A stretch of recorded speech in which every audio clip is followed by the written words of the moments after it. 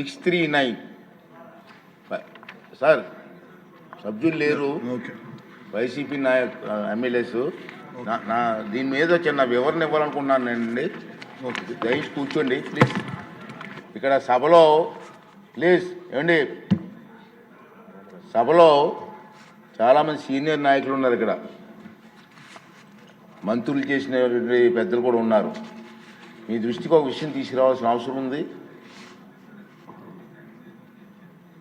ఈ సమావేశాలలో దురదృష్టవశాత్తు దాదాపు 25 ప్రశ్నలకు సభలో సమాధానం లభించలేదు. ప్రతిపక్షానికి చెందిన గౌరవ సభ్యులు ప్రశ్నలు వేస్తున్నారు, రావట్లే.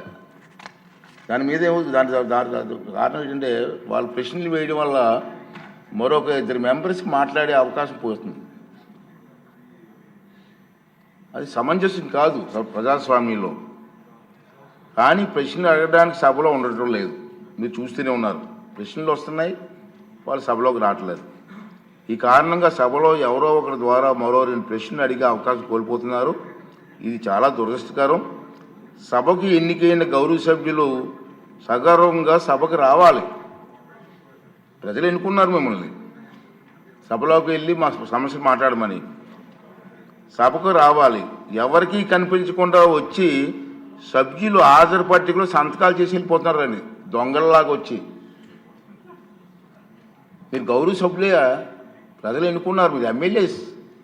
దొంగలలాగా వచ్చి సంతకాలు పెట్టవలసిన అవసరం ఇచ్చింది కర్మ.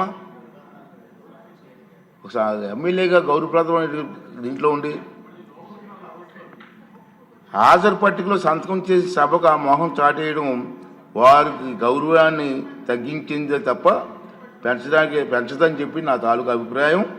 వీరిలో ముఖ్యంగా నా దృష్టికి వచ్చింది వై బాలనాగిరెడ్డి గారు, తాటిపర్తి చంద్రశేఖర్ గారు, రేగం లింగం గారు, మత్స్యలింగం గారు, విరూపాక్ష గారు, మత్స్యరాజ విశ్వేశ్వరరాజు గారు, ఆగిపాటి అమర్నాథ్ రెడ్డి గారు, దాసరి సుధ గారు.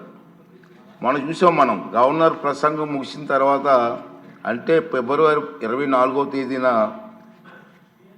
తేదీ తర్వాత వేరు తేదీల్లో అటెండెన్స్ రిజిస్టర్లో సంతకాలు పెట్టేట్టు నా దృష్టికి వచ్చింది.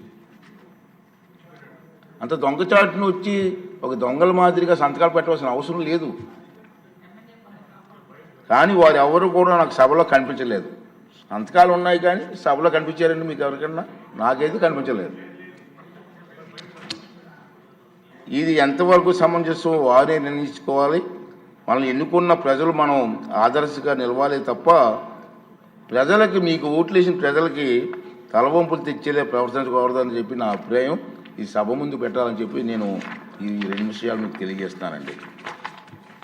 ఇప్పుడు వారు వేసిన క్వశ్చన్ కూడా ఇప్పుడు మళ్ళీ పోస్ట్ రాలేదు కాబట్టి డీమ్ టు ఆన్సర్గా ప్రకటిస్తున్నాను. నెక్స్ట్ క్వశ్చన్ 551 మినిస్టర్ గారు ఫరూక్ గారు.